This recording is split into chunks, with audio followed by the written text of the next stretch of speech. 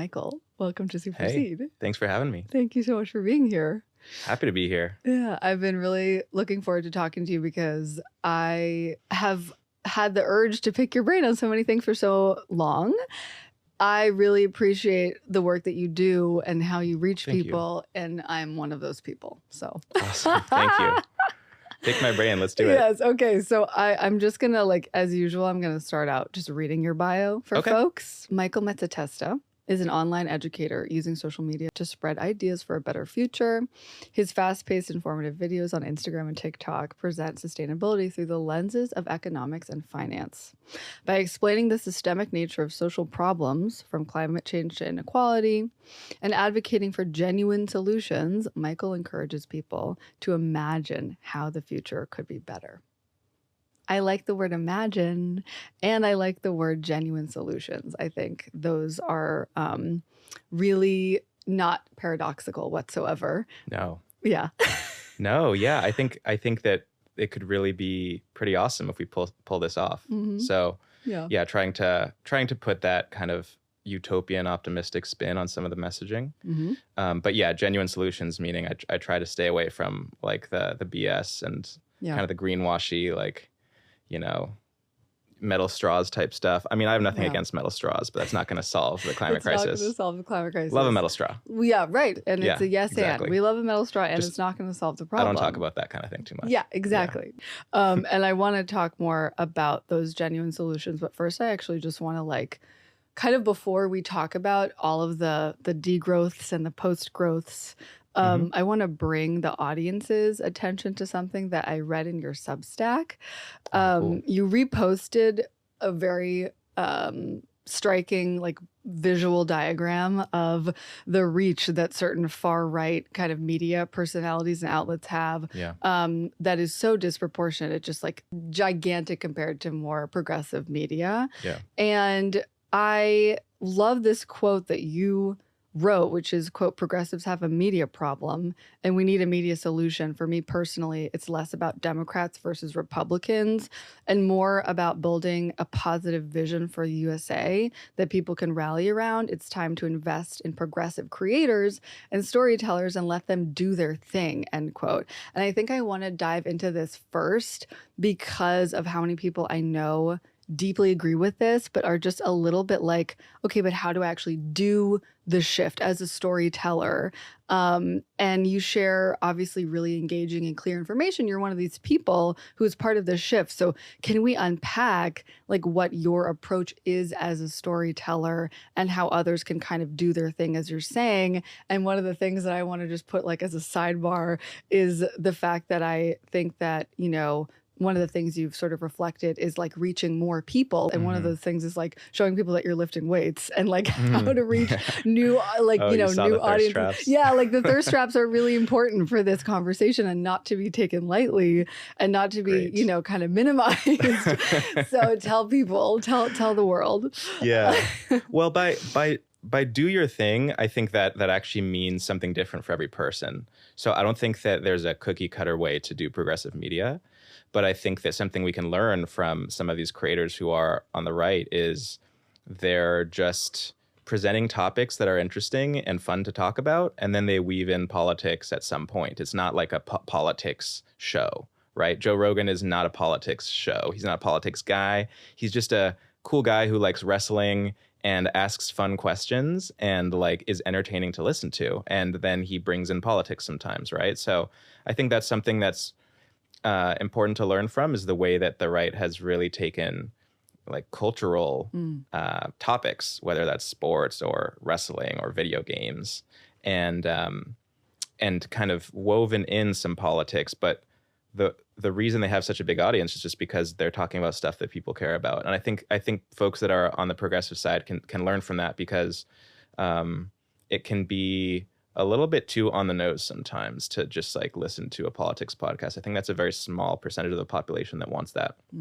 And so, I was talking about this with some friends, and I'm like, I should really start showing other parts of my personality, because if you look at my channel, I'm guilty of this. I just go economics, climate, some of these topics that I think are so important, but I'm realizing that for in order to reach more people, I might need to show that, like, you know, I also like hiking. I also like weightlifting. I also have hobbies. And so I think You're the a left person. just needs more hobbies. Yeah. People on the creators on the left need more hobbies. But to go back to your question, I think that comment was also that thing I wrote was also about funding. It was also just about the access to money. And I think that's one of the most challenging things about being a creator, a progressive creator, is like, where's the money going to come from? How are you going to make a living doing this? I think the right has more of a funded ecosystem for people who are like, they find you and they're like, hey, here's a check, keep doing what you're doing.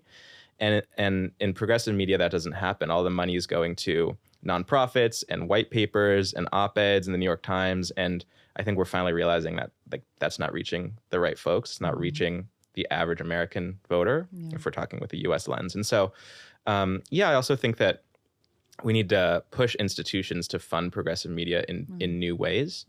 But when it comes to the creator and thinking about getting involved, I think it's just like, what is your angle? How can you show yourself in a relatable way? And obviously, like, use media strategy and work in formats that are going to reach people, which is something we can also go into. But I won't bore you with all of my like media random ideas. I don't think it's boring. I think it's important to also be like, if we can get more specific, feel free to share. Okay, Well, one of the things also that I'm thinking about as you're talking is the fact that the system is so rigged, because not just the sort of nature of a platform that is more progressive, traditionally being a little bit more narrow and pointed in the content, but like the content itself is not, it's like more right-wing folks are really talking about stuff that invokes so much fear. And a lot of it is also not based in fact. A lot of it is you know, like the nature of the content itself, it makes me feel anxious because it feels like a rigged system. If you are sharing the content that you are sharing, which is like, here's what's going on, here's a solution, it's just not going to exist in the algorithm in the same way. So like, sharing like thirst traps at the gym is like totally one very tangible way to counter that. But any other thoughts on that particular problem? Yeah, I mean, I think that there's fear on the right, and I think that we can, especially on the climate side, we do tap into that fear of just like, oh my gosh, what's going to happen if we don't change this? But I would argue that what feeds the attractiveness of the right is not the fear, but sort of the promise of a better alternative. Like, unrigging the system to them typically means maybe going back to something that existed before, when maybe the government wasn't so big or all of these corporations weren't so powerful. And I think that we can learn from that in terms of just trying to paint a picture of like, what does this better world look like? And I like to say, like, if we do pull this off and actually transition to a better economic system, a more sustainable economy, like, there are so many benefits to that we don't talk about. We're always just like, stop this bad thing from happening, as opposed to like, maybe we won't have to work as much. Maybe the air will be cleaner. Maybe there will be more green spaces in our cities, more public transportation, you know, less microplastics in our blood. In our ball sacks. In our ball sacks. Maybe our ball sacks will be happier, you know? They'll be more healthy. Exactly. Yes. Yeah. And so, yeah, I don't know. I feel like we can do some of those, that like envisioning. But we often find ourselves just reacting to the bad things that are happening and saying, no, not that, right? And I think we need to try to move away from like getting in the way of things and start painting a vision of like, where are we going? What is that going to feel like? It's going to feel good. It's going to feel awesome. I think that a lot of people's lives will be quite a bit better and more enjoyable. Yeah. And other species too, not just people. Yeah, totally. Side note, I'm currently reading, and I just started, Kate Soper's Alternative Hedonism. Oh, cool. It's a wonderful book. It's called Postgrowth Economics, like Alternative Hedonism or something. I need to read that. Yes, you do. I mean, I admit I'm like on page 30, but basically she's talking about the fact that that is an effective framing for this conversation. And it's like, totally, just like kind of progressive leaning media is sort of having a branding problem, and climate kind of has a branding problem. I think the frame, the words almost like degrowth and postgrowth Mm-hmm. evoke something that might not be as good as what's currently going on. Yeah. And it's interesting for me to start to think about it from her perspective, which is it's actually an alternative form of hedonism to be like, it's kind of a thought that I've had for a while, which is that we can tap into our intrinsic nature to be selfish, and to be selfish more deeply is actually to look out for everybody. It's like looking out for my needs because that ends up benefiting everybody. I don't know if it's Because I like depend on other people. yeah, because I depend Yeah. on other people. So it's actually being very selfish in a good way, not to Yeah. like twist that word. And so that's just kind of like a framing that I wonder if you think about and talk about a lot, and like where the discourse or actually before, sorry, I'm getting okay. too excited It's because okay. I feel like we should talk I'm about what excited those too. terms mean Okay. for the audience. Can we take a step back Yeah. and define degrowth and postgrowth Mhm. and all the growths that you talk about? Yeah. Yeah. So I think of post-growth as the wider umbrella. It's imagining an economic system that doesn't depend on constant growth. And the reason a lot of these ideas came about, or the truth is, these ideas have been around for a long time. A lot of it is pulling from indigenous wisdom that's thousands of years old and likely a lot older than that. So some people do say, hey, this isn't new. And I'm like, yeah, you're right. It's not new, but this framing is new because it's kind of being brought into the Western academic discourse for the first time in this way. And so post-growth is kind of about, let's reimagine the economic system. And the way one could argue that with the way the economy currently works, climate change is almost an obvious consequence. Like, growth means more consumption every year. More consumption means more waste, more pollution. And so if we just keep growing this thing, it's going to have consequences for the environment. And so that's what's happening. We're kind of getting so big that we're pushing against the ecological limits of the planet. And hence the plastic islands in the ocean, hence the CO2 in the atmosphere, the biodiversity loss due to land use for agriculture and other things that we need to like harvest more materials and feed this economic beast that we've grown. So post-growth is saying, hey, what if we like step out of that framework and say, what could the economy look like in like a steady state, or in a world that's agnostic to whether it's growing or not? And that starts to shine a light on why is growth required in the current system. And it starts to unpack those questions. One of the reasons is that corporations have to hit their quarterly profits every quarter, and they need to keep going up if they want to keep, investors interested. And so maybe that isn't the right way to run an economy necessarily. Also, like the monetary system, this is kind of getting super wonky, but kind of requires growth in order for the economy to stay afloat, because money is being issued based on debt, and to repay that debt with interest, you need to create more wealth. And so there's all of these like systemic sort of requirements for growth that are baked in. And post-growth economics is saying, hey, let's think about an economy that doesn't work that way. What would that look like, and what kind of rules would we need to govern that? Then just a sidebar on that, or kind of like, double click, is degrowth, Right. which is a little bit more of a indictment of the growth-based system, and saying like, actually, we shouldn't be necessarily just like growth agnostic. There are certain industries that need to get scaled down. Like, we can't just have fast fashion growing every year. We can't have these huge oil companies requiring to grow every year, right? So what would it look like to actually plan a transition away from some of these industries and scale them down? And degrowth kind of unpack those questions as to how would we do that? And it's really meant, people are like, yeah, degrowth isn't the best marketing term because it sounds like, going backwards. And I think a lot of people in the degrowth movement would say that's the point. It's kind of like saying, it's like meant to shake you when you hear it, as to like, this is something so different from the way we do things today. And it does unlock a lot of the conversation about how abundant and fulfilling could a life be in which we're not all kind of slaves to this constantly growing economic system. And so it does have some of those utopian things baked in too. It's not all like just against something. I think it's really for a more equitable, cooperative economy. Right. Like more of those things that you started getting at before I realized that we should define those terms first is like more prosperity in all these areas of life that, yes, we could have a better life. Imagine that. I mean, imagine that. And I think that, again, the word imagine is something that because of the current economic system, there's really no space for people to do. And so I think something I think about a lot is just like how difficult it is to carve in space to like dream and literally envision what your life could be like outside of what it currently is. We don't really have time for that We don't have time in the for current that. system. No. And I think that all of these kind of economic theories are an invitation to slow down and to say, hey, what could life be like if we weren't always hustling?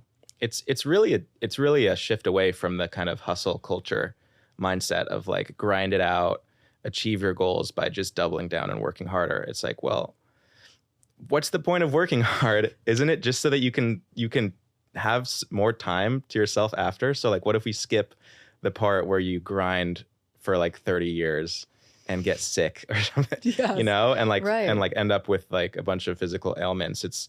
It's kind of like an invitation to a healthier, more abundant and I think more like arguably ecological and natural lifestyle that we've really gotten away from ever since we kind of got onto this growth treadmill. Right, totally. I want to also raise a kind of counter argument to degrowth and postgrowth that I feel like I think about a lot, and I've had conversations with folks who are aware of these concepts, but for example, own small businesses and who are the kind of realisticness of it all. Like when it's so easy for us to talk about these things from our chairs and it's so fun to talk about them. And you obviously do more than just talk about them, but from a granular perspective of how it actually happens in, practice, for like a small business owner to begin to try to engage in degrowth when they're trying to keep their company afloat, or they're not necessarily trying to are we talking to those people? Is that the right question to ask, or are we not talking to those people? We're talking about the big corporate powers. Talking to everyone. Okay. Talking to everyone. And let's talk about how small businesses can apply degrowth. I think that's actually a great question. Yes. It doesn't mean stop running your business, stop growing your business. Certainly the companies that need to degrow more urgently are the big industries that are actively harming the planet and creating ecological destruction, like the ones we mentioned. But small businesses can take an ethos of degrowth as well. And that doesn't mean, changing the way that you grow your company, but I think it means changing the way that you think about running your company and the way it's organized and where you get capital and things like that. It's kind of more tactical like that. So, for example, have you considered giving your employees equity in your business? Right. Employee ownership and more collective ownership is one of the core tenets of a post-growth economy, because it means it's not just about growth. And I think this is a really important distinction. I think growth being such a key word to like it's literally in the term. We always focus on growth, but it's really about like this extractive type of growth. I think that a lot of folks and that are, speaking about post-growth, it's like it's more about who's the growth for. Right. And who gets to enjoy it. And is it just the shareholders and the people sitting at the top, like the CEO? Like that's the problem. Right. And so if you have a small business and you have, profit that can be shared with your employees, and by the way, they might be like way more bought in and way more interested in working for you if you do give them some ownership in your company. That's one thing to consider. Totally. Another is like maybe don't take capital from companies that require you to hit really, really aggressive targets for growth, who then are going to try to extract profit out of your company as well. Right. Like a more venture capital model. So like, are there other ways to raise money that are more like slow capital, they call it, which is like more patient, they accept lower returns, and they're generally more sort of like socially oriented around the investments they make.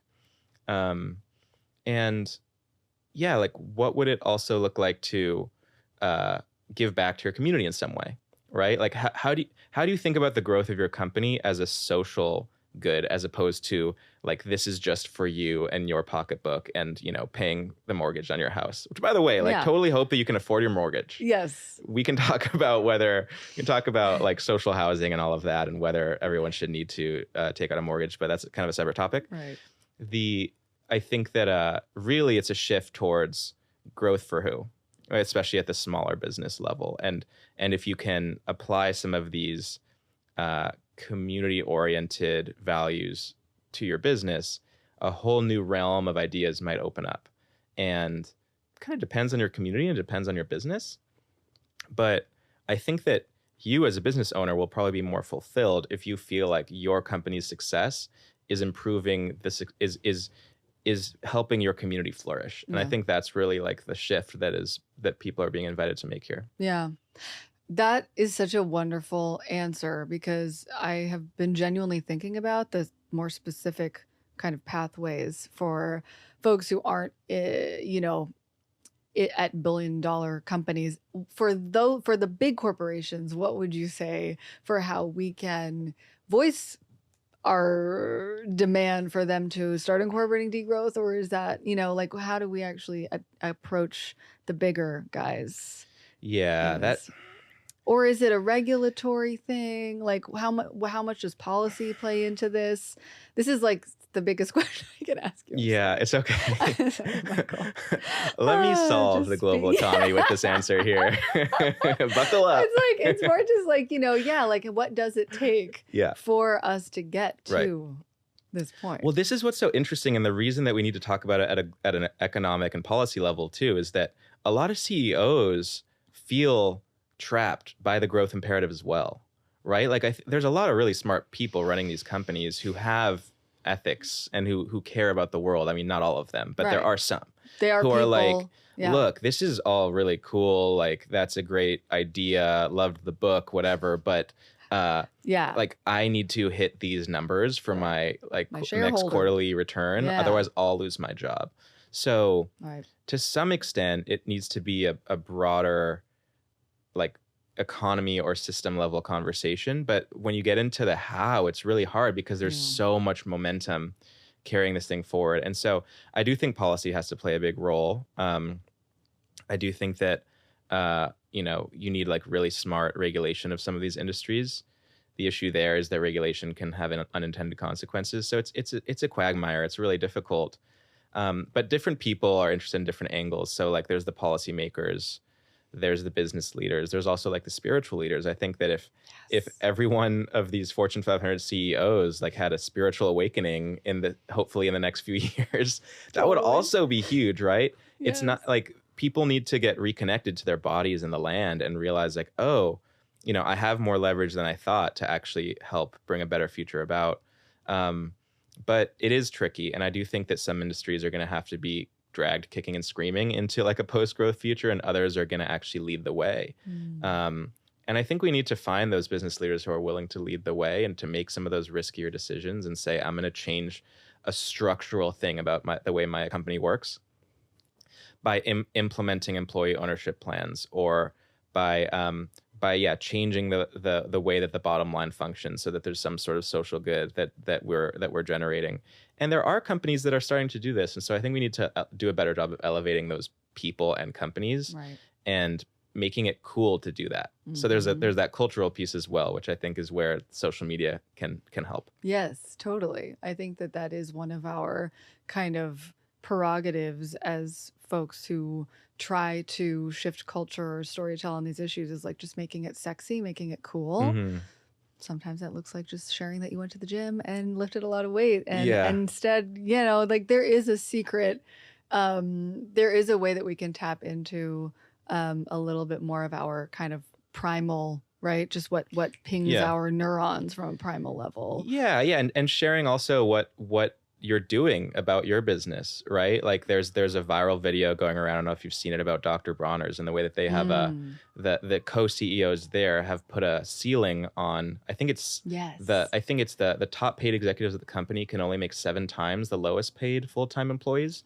And like, that just is a systemic structural change that they made that is awesome. It's like the gap between the CEO and the entry level employee is so big at many of these companies, usually 100 times, sometimes even more than 1,000 times the income. And so just doing that and then talking about it is like so huge. And then I think it's the role of content creators in the media to like shine a light on those stories and be like, look how cool this is. And I think that can slowly cause dominoes to start to fall. Yeah.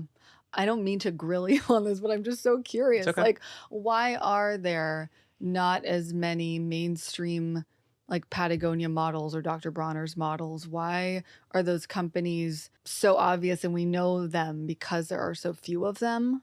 Or am I in a bubble and I don't know how many more are doing that? Like, why has it not caught on I mean, it's kind of an obvious answer, but I'm just like, if it's so cool, which it is it a storytelling problem that people just don't think of it as cool yet in this current cultural moment and political moment?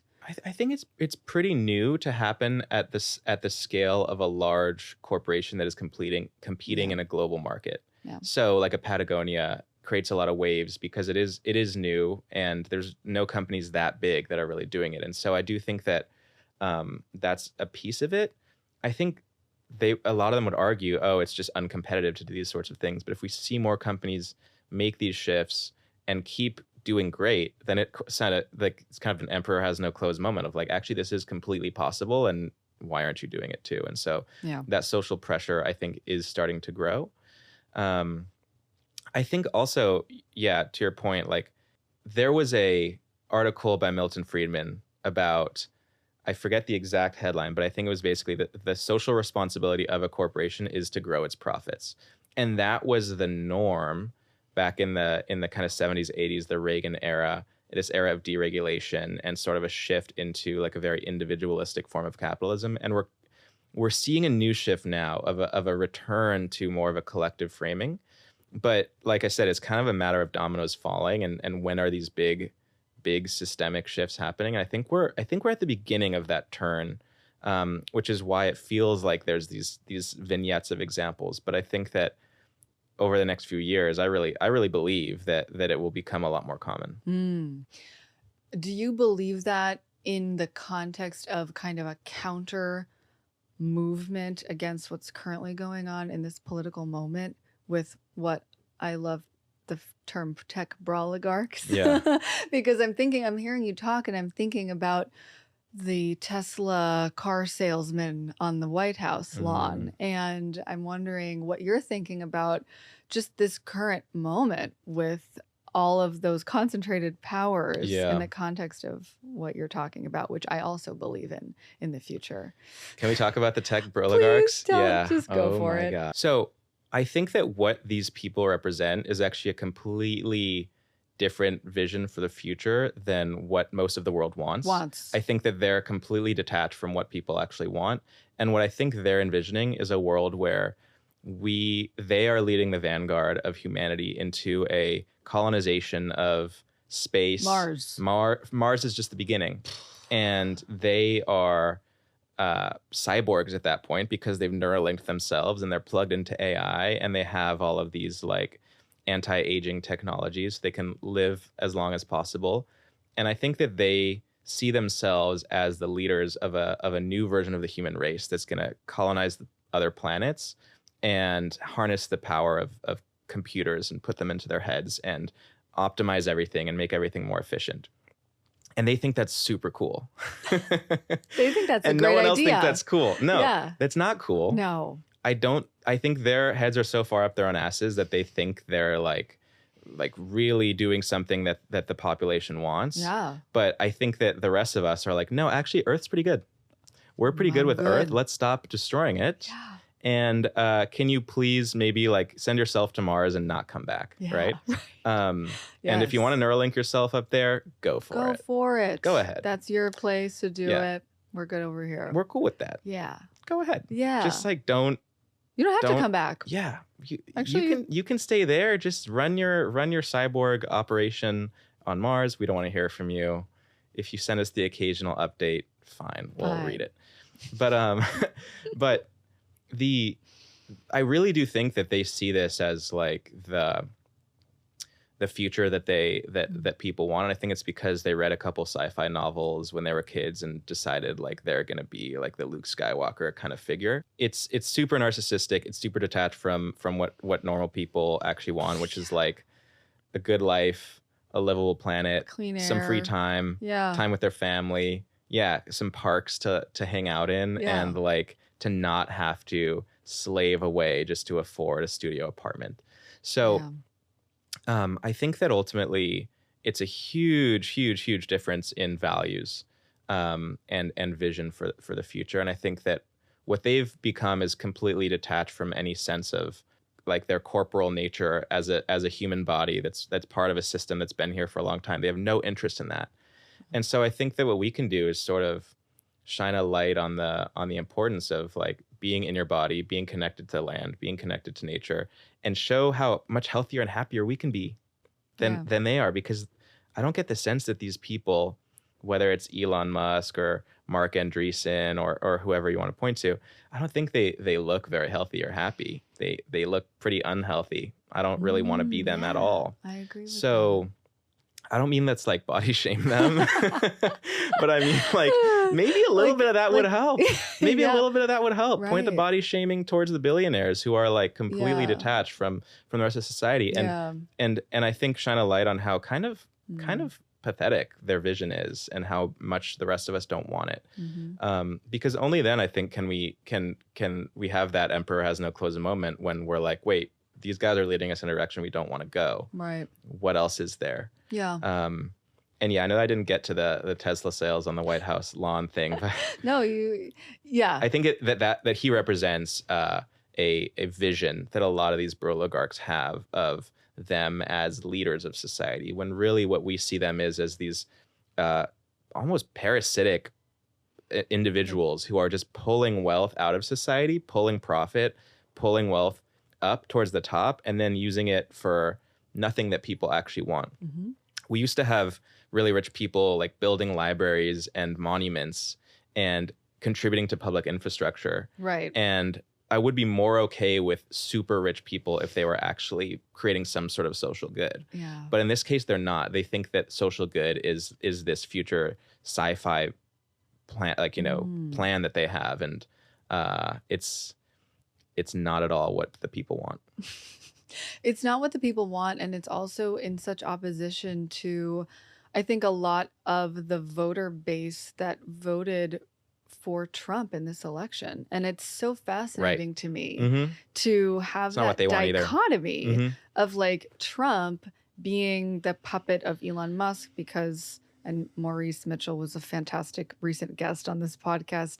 He's great. Yeah, of Working Families Party, and sort of framed it in a way that was like, look, Elon Musk has a lot of companies that are regulated by the government. He found an opportunity to, have more power in regards to how his companies are regulated. And I think your take on the vision that the broligarchs have for themselves as the folks who are going to lead us into this new way that we're half cyborg and it's going to be great on Mars is weirdly refreshing, because it also breaks down the seriousness of all of this. I think it has to be taken seriously, and we have to also highlight how silly it is, Yes. We're being forced to take it seriously, but it's not serious. It shouldn't be serious.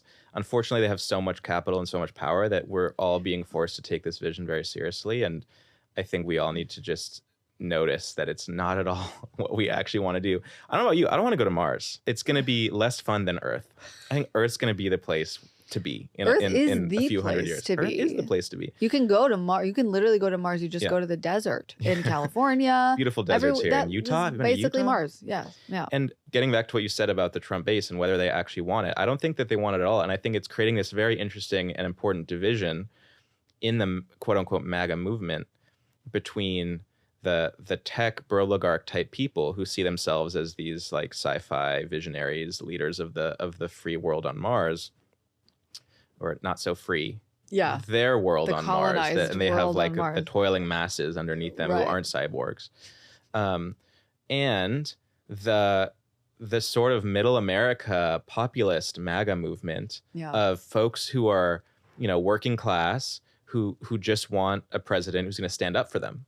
Mhm. And I think that those people are starting to get very upset about Doge and the cuts that are happening to the government, because it's starting to affect them and their families, and the veterans getting fired, the park rangers getting fired, and they're starting to see, wait, this isn't helping me at all. This is just kind of stroking the ego of this man who thinks he's gonna like get rid of the government and replace it with some tech company he's probably working on. Yeah. And so I think we need to remember that this vision that the broligarchs have is so unpopular among the general American public. And I think beating that drum is super important, as opposed to just reacting to say, no, this is bad. It's like, no, this is actually not at all helpful for the people who voted for Donald Trump. And I think a lot of those people are actually folks who can be a part of this vision for a better future that you and I share, which is something that is actually good for working people, actually good for, the cleanliness of the air and the water and the earth, the land that we're sharing, and that actually makes things more affordable. So that I think gap is going to get wider and wider until, I hope, Trump kind of casts aside the broligarchs. That's not going to solve all of our problems, but it will, I think, be an important turning point in hopefully Trump's second term. Interesting. Right. I'm just replaying in my brain. It's all computer. Everything's computer. That was hilarious. Computer. Honestly, that was so endearing. I was like, oh, right. He's 80. Right. He has no. This is when he gets in a Tesla, right? He's like, everything is computer. Everything's Honestly, computer. I loved that. I loved that too. And like, I wouldn't put it past Joe Biden to have said the same thing. No. So, but it just happens to be, I think about that a lot. So I kind of want to do like a slightly random pivot, Michael. Unless you have other thoughts on what we could talk about it for a long time. We could talk about that forever. Let's shift gears. But I just want to know. I want to focus on you a little bit more. Okay, that's okay. Wow, me? Yeah. I want to talk about your story a little bit. Little you, like share how you got to this place, and just think illustrating to your path is really helpful for folks listening and for folks to just understand what a path looks like. Yeah, happy to. I think that my path is a good example of someone who takes a bit of a winding road to get to this point, because I did study economics. And when I graduated from Stanford, I actually worked at a consulting company. I did not have a vision for my career as anyone with sort of like a social impact focus. I wanted that, but I had no idea how to make it happen. And I had no idea how to make it happen right out of college. So I ended up leaving that and working in a few digital media companies. I was doing like content marketing and also just marketing in the private sector. So that was when I learned about messaging and how to use social media to grow audiences. But I had never really applied those skills to what I felt were like the most important issues. I was just sort of, hey, I just want to succeed. I want to make some money and kind of just do the career thing. Yeah. Not try to rock the boat too much. Right. But it wasn't until like my late 20s that I was like, okay, I had a bit of like a meaning crisis, or like you could call it a quarter life crisis, where I was like, I just feel disconnected from the issues that really matter. And I at that point, I learned about postgrowth and degrowth and all of these ideas that I'm so passionate about now. And I had a moment where I was like, should I go to grad school and study these things and become an expert and an academic? Or should I just like build on the skill set that I already have and see what I can do? I didn't know what that would look like. But it basically meant taking like the marketing skills and the communication skills from the private sector and then kind of applying them into the ideas that I care most about, which were climate change and economic reform and like progressive politics and things like that. And so, yeah, it was a very winding road that I was kind of a late bloomer, you could say, in terms of when I got to this type of work. But in a way, it has made all the difference, because it meant that I had a skill set that I was able to apply to the movement once I arrived at the movement, right? And so I think that's completely okay to like build some skills outside of the movement and in the nonprofits, in the public sector, in the private sector, wherever you can find a way to make money and support yourself. And then maybe, find a way to take a leap into this type of work when the time is right. And for me, that happened like close to when I turned 30. And then I kind of was like ready to hit the ground running at that point, because I knew how to use social media. I knew how to think about content strategy and things like that. And so I didn't have to just like completely figure it out from square one. I sort of had a bit of loaded dice to run with in terms of, getting into the media game.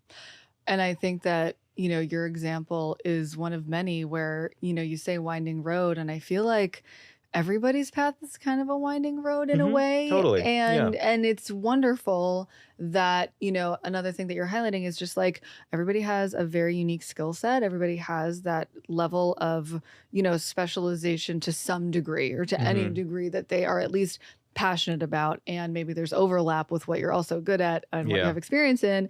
And like what I'm also hearing from you is a level of curiosity, which I think is a critical ingredient in this whole formula as well. Is just being curious about like what would happen if I didn't go to grad school, but I just started, or what would it look like to kind of pivot? Because that's another thing, is that a lot of folks are were in where you were, which is like, oh, okay, I am doing something professionally that is not necessarily aligning perfectly with what I think my highest expression of my like self or my contribution to the world could be, but not needing to do like a hard pivot or go to grad school or all that stuff, but slowly incorporate, your values. Exactly. It was more like taking baby steps. So instead of immediately quitting my job and shifting everything, I started to freelance as a freelance marketer, and then kind of made time for me to start making videos and to start taking classes on this stuff and to join online communities and things like that. So it was really a slow transition until it was like 3 years in that I went full time as a media content creator talking about these issues. And so it was a slow transition. But I think sometimes we really want it to be super fast, and we can steer ourselves into a point of almost like desperation where we don't know how to make ends meet if we try to go too fast. So I'm not saying don't take the leap. Some people I think should take the leap. I'm just not that kind of person. Right. Depends on who you are. I needed to work my way to that leap. Yes. Stick my toe in before I took the jump into the deep end, and that's just the way I am. Yeah. But now I'm happy to be at a point where I'm able to fully focus on these topics and try to make as much of a impact as I can. Yeah, I love that. Can we extrapolate a couple more tangible things for people who are listening? Of course. My thought was to ask you to share like a 5-minute action item and like a longer term action item in terms of just the conversation around slowly moving the needle towards a post-growth economy. Yeah. What can I do if I pick up the phone? What can I, what can I do tangibly? And then also, what's my longer term way that I can contribute in small and slow and steady ways? There's many ways in. And so I think one of the best things you can do is just go out into nature and just spend some time there, maybe even by yourself. Wow. Just be safe. Obviously, I have male privilege to say I just go out in nature by yourself.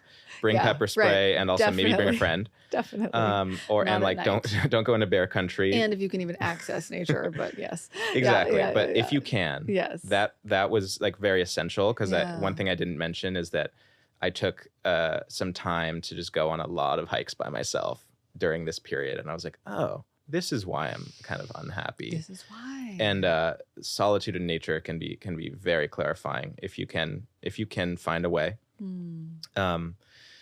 I learned to meditate during that time. I think like these spiritual practices that encourage us to slow down and to actually be in our bodies open up doorways into like practical actions we can take. And so for some people that's yoga. For some people that's breath work. So I think there's a lot of things that like seem tangential or seem irrelevant that are actually super, super relevant, I think, to making some of these shifts in terms of your work. Because when you get more into your body and you slow down, I think it changes the way that you perceive the world and that you exist in the world. Totally.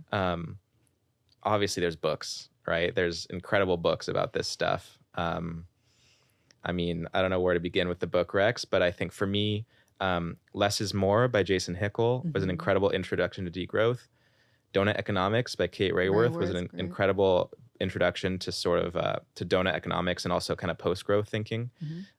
Braiding Sweetgrass by Robin Wall Kimmerer was sort of like the spiritual angle that I really needed on that. So those all helped me out. I think also, like, very tangibly, don't do it alone. Find community, in person or online. There are people organizing in your community doing important work, whether that's mutual aid or it's political organizing or it's, you know, some form of ecological restoration or guerrilla gardening or, like, you know, composting groups, right? Like, there's all sorts of stuff.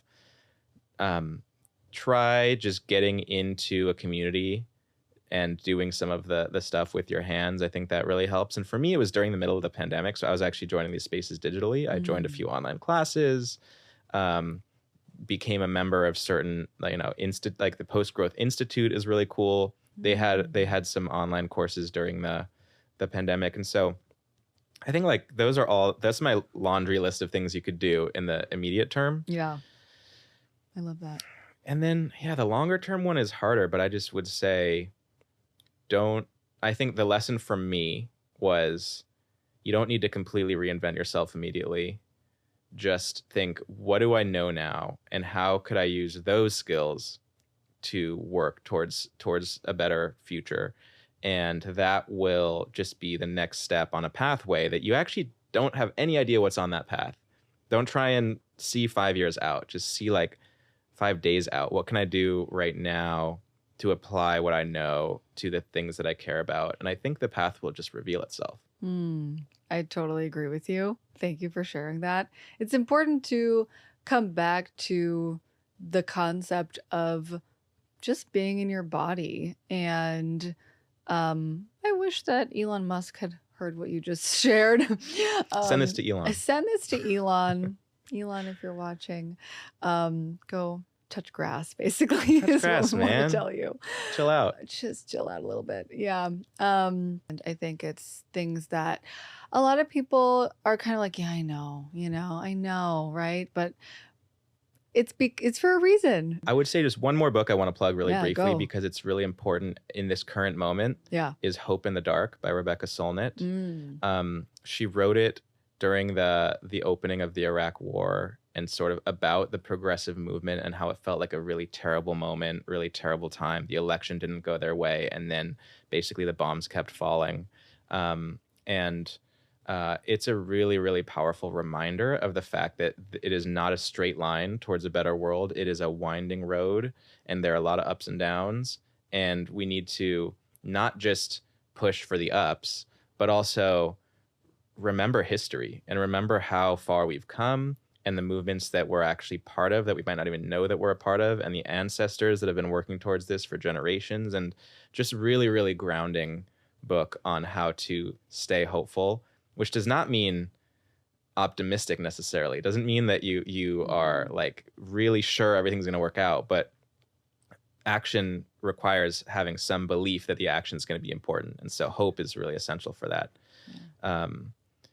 So I think that that book is one that I have returned to in the last few weeks, last few months, and is, like, hitting harder than it ever has for me. It's really beautiful. Wow. Yeah. It's in such a contrast to what I have felt has been in the last couple of months, kind of like toddlers throwing a tantrum and throwing spaghetti sauce and everything at the wall and just creating chaos.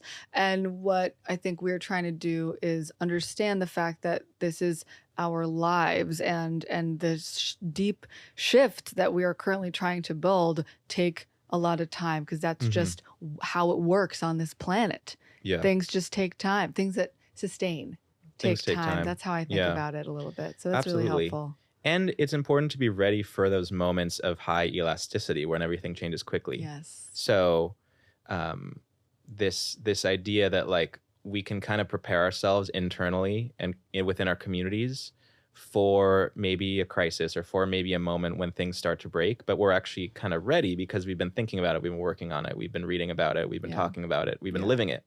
Right. And I think that if we are simply doing the work in the background, eventually it's all going to pay off. Whether it happens, it's not going to happen exactly the way we want it to.